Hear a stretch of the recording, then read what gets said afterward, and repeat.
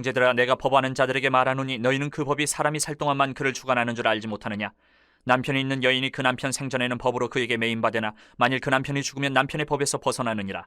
그러므로 만일 그 남편 생전에 다른 남자에게 가면 음녀라. 그러나 만일 남편이 죽으면 그 법에서 자유롭게 되나니 다른 남자에게 갈지라도 음녀가 되지 아니하느니라. 그러므로 내 형제들아, 너희도 그리스도의 몸으로 말미암아 율법에 대하여 죽임을 당하였으니 이는 다른이 곧 죽은 자 가운데서 살아나신 이에게 가서 우리가 하나님을 위하여 열매를 맺게 하려 함이라. 우리가 육신에 있을 때에는 율법으로 말미암는 죄의 정욕이 우리 지체 중에 역사하여 우리로 사망을 위하여 열매를 맺게 하였더니 이제는 우리가 얽매였던 것에 대하여 죽었으므로 율법에서 벗어났으니 이러므로 우리가 영의 새로운 것으로 섬길 것이요 율법 조문에 묵은 것으로 아니할지니라. 그런즉 우리가 무슨 말을 하리요? 율법이 죄냐? 그럴 수 없느니라. 율법으로 말미암지 않고는 내가 죄를 알지 못하였으니 곧 율법이 탐내지 말라 하지 아니하였더라면 내가 탐심을 알지 못하였으리라. 그러나 죄가 기회를 타서 계명으로 말미암아 내 속에서 온갖 탐심을 이루었나니 이는 율법이 없으면 죄가 죽은 것임이라. 전에 율법을 깨닫지 못했을 때에는 내가 살았더니 계명이 이름에 죄는 살아나고 나는 죽었도다. 생명에 이르게 할 그 계명이 내게 대하여 도리어 사망에 이르게 하는 것이 되었도다. 죄가 기회를 타서 계명으로 말미암아 나를 속이고 그것으로 나를 죽였는지라.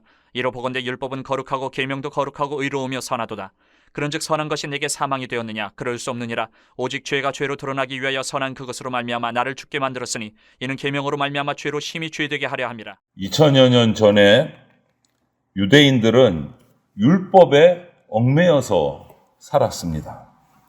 그런데 참 또 이상한 것이 이 사람들은 율법에 묶여서 그 조문 하나하나에 맹종을 하면서 살았는데 정작 그러면서도 율법에 예언한 대로 오신 메시아 하나님의 아들 예수 그리스도는 거절하고 죽이는 앞뒤가 안 맞는 일을 행했어요. 이렇게 율법주의자들은 죄책감을 자극해서 사람들을 자괴감에 빠지게 만들기도 하고 또 스스로가 의롭다고 착각을 해서 다른 사람들을 정죄하기도 했습니다. 이것이 율법의 함정이에요. 오늘 말씀해 보니까 1절에 율법은 사람이 살아있는 동안에만 그 사람을 지배할 수 있다라고 말하고 있습니다. 죽은 사람은 율법을 지킬 수도 없고 율법대로 처벌을 받을 수도 없고 죽은 사람에게 너 율법 지키라고 강요할 수도 없어요. 그건 당연한 거죠. 그런데 한번 생각해 보세요. 예수님을 믿는다라는 이 말의 또 다른 의미가 무엇일까? 예수님을 믿는다. 그 말은 저와 여러분들이 예수님과 함께 죽었다라는 말이에요. 그리고 예수님과 함께 다시 살아났다, 거듭났다라는 말이에요. 이 말에는 이제 더 이상 우리는 예수님과 함께 죽고 예수님과 함께 살았기 때문에 율법에 대해서는 죽은 자이다. 율법이 우리를 다스릴 수 없다라는 그 사실이 이 말 안에 예수 믿는다라는 말에는 포함되어 있는 거예요. 율법에 대해서는 죽었다. 율법에 대해서는 죽었다. 그것도 우리가 믿는다라는 예수 믿는다는 말 속에 포함되어 있는 거예요. 예수님은 우리를 대신해서 죽으셨고 우리가 예수 그리스도와 함께 십자가에 못 박혔기 때문에 우리는 율법에 대해서 죽은 자예요. 율법에 죽은 자는 율법을 지켜야 된다. 율법에 따라 처벌받는다. 율법을 지켜라. 이렇게 할 대상이 안 된다. 그렇게 말하고 바울은 또다시 예를 듭니다. 오늘 2절 3절에서 결혼한 여인에 관한 예를 들어요. 결혼한 여인이 남편이 살아있을 동안에 율법으로 남편에게 매여 있지만 남편이 죽으면 그 남편의 법에서 해방된다. 남편이 살아있는 동안에 다른 남자에게 가면 그거는 간음이고 음란죄에 대하지만 남편이 죽은 후에는 자유롭다. 그 율법에서 벗어난다. 이 말을 예로 들어서 설명을 하고 있어요. 하나님께서 예수 그리스도를 통해서 이루신 일들 중에 또 한 가지가 뭐냐? 율법을 다 성취하셨다. 우리 인간은 악해서 그것을 다 율법의 모든 수많은 조항들을 다 이루고 지킬 수 없지만 예수님은 의인이시기 때문에 다 지켰다. 그리고 우리를 대신해서 다 지키고 죽어주시고 다시 살아나셨다. 이런 의미에서 율법에 얽매여 있던 우리의 옛 모습, 옛 자아는 이제 예수님을 믿음으로 죽었다라고 말할 수 있는 거예요. 이제는 율법이 아니고 예수 그리스도께서 나의 신랑이, 나의 주인이 되셨다라는 말이에요. 예수님이 살아계시는 동안에 그럼 나는 누구하고 같이 있어야 돼요? 신랑 예수님하고 같이 계세요. 그 예수님이 이제는 다시는 죽지 않으신다. 이렇게 얘기를 하면서 바울 사도는 이 로마서는 로마 성도들에게 보낸 편지인데 성도들을 이렇게 부릅니다. 1절에 처음 시작할 때는 법을 아는 자들아 이렇게 불러요. 율법을 아는 자들아 이렇게 불러요. 그런데 4절 상반절로 가면 그 의미가 바뀌어요. 이제 내 형제들아 이렇게 부릅니다. 율법을 아는 자에서 내 형제들아로 바뀐 거예요. 호칭이 바뀐 거예요. 이 호칭이 중요한 이유는 이것이 그리스도 안에서 우리에게 일어난 변화예요. 율법에 묶여있던 우리가 예수 그리스도를 만남으로 예수님의 은혜 안에서 형제 자매가 되었다라는 거예요. 법을 아는 자들에서 형제들아로 바뀐 거예요. 예수 그리스도의 몸으로 말미암아 율법에 대해서는 죽임 당했고 이제는 예수님 안에 속해서 하나님을 위해서 선한 열매를 맺는 사람들이 됐다라고 말하는 거예요. 바울은 또 우리가 육신에 있을 때 율법으로 말미암는 죄의 정욕이 우리 가운데 역사에서 우리를 사망을 위한 열매를 맺게 했다라고 5절에 말해요. 사망을 위한. 죄에 속해서 죄의 정욕에 잡혀서 사로잡혀서 사망을 위한 열매를 맺는 삶이었는데 그것이 율법을 아는 자들에게 말했던 그거였는데 이제는 우리 즉 형제들아라로 바뀌었어요. 구약의 율법뿐만 아니고 이 세상의 사람들이 만든 모든 여러 가지 신앙적인 게 아니죠. 율법적인 그 함정이 우리 주변에 지금도 있습니다. 지금도. 굳이 예를 들자면 이런 거죠. 신앙생활 잘하면 방언해야 돼. 이거 율법의 함정이에요. 그런 거 없습니다. 또 율법이 뒤집어졌어요. 헌금 많이 안 하면 구원 못 받아. 헌금 많이 하면 일이 잘 돼, 복 받아. 이거 율법의 함정입니다. 성경은 절대 그렇게 말하지 않아요. 율법을 거꾸로 뒤집어 갖고 이상하게 해석한 거예요. 항상 말씀드리지만 우리가 드리고 바치고 하는 것은 우리가 받은 은혜에 감사해서 드리는 거지 우리가 바쳤기 때문에 구원받는다. 바쳤기 때문에 복받는다. 이거는 율법의 함정입니다. 절대 그렇지 않습니다. 그런데 그 많은 별의별 말도 안 되는 조항들이 우리 스스로 만들어내서 거기에 묶여서 거기에 벌벌 떨면서 살아가고 있다. 뭔가 열심히 일하는 거 좋지만 그걸 가지고 나는 그렇게 했는데 너는 왜 그렇게 안 해? 정죄를 한다면 이건 율법의 함정이에요. 그런데 이제 우리는요. 그 얽매였던 율법의 함정에서 벗어났어요. 율법에 대해서 예수 그리스도로 말미암아 죽었기 때문에 율법에서 벗어났어요. 그게 6절 상반절 말씀이에요. 율법에 대해서 벗어났다. 이것이 이제 나는 완벽한 사람이 됐다. 그런 뜻은 아닙니다. 스스로 만든 율법, 세상이 가르쳐준 여러 가지 율법의 함정들, 사람들이 만든 율법에 빠져서 살던 그 옛사람을 벗어버릴 수 있는 길을 하나님께서 열어주셨다. 그 말이에요. 내가 완벽해졌다는 게 아니에요. 그 길이 무슨 길입니까? 바로 예수 그리스도. 우리가 따르는 진리의 말씀입니다. 그래서 우리가 이제 예수님을 만난 이후에 거듭난 이후에 말씀을 읽고 감사하고 날마다 시간을 내서 말씀 앞에 엎드리는 것은 단순히 그냥 옛날에 율법을 달달달달달 1, 2, 3, 4 해가지고 외우고 그거 안 지키면 벌벌 떨고 이런 묵은 지식을 배우는 게 아닙니다. 지금 우리가 말씀을 읽고 묵상하는 것은 그것이 아니고 말씀을 읽고 묵상하고 말씀 앞에 엎드리는 그 자체가 성령께서 우리에게 주신 새로운 거듭난 마음으로 하나님을 섬기는 순종의 제사예요. 말씀 앞에 엎드리는 것이. 지식적으로 외우고 내가 많이 외웠다 자랑하는 그게 아니다.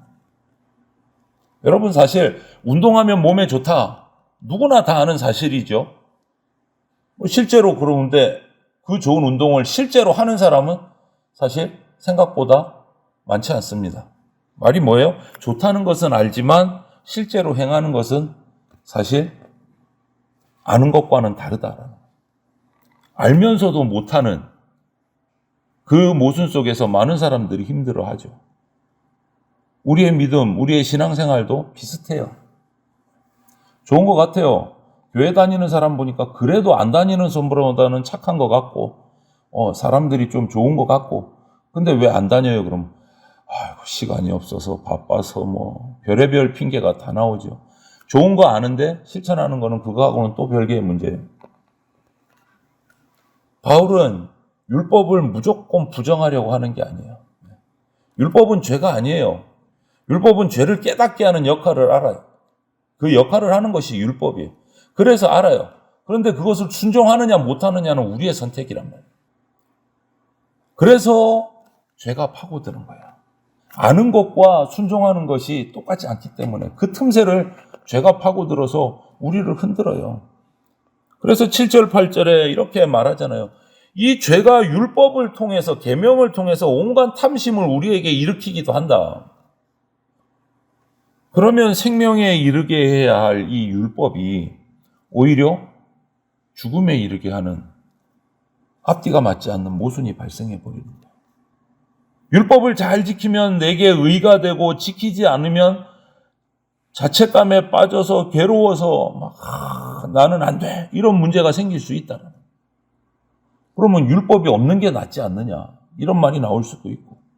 그런데 바울은 11절에 그런 식으로 죽는 것은, 그런 식으로 괴로워하는 것은 죄에게 속은 거다.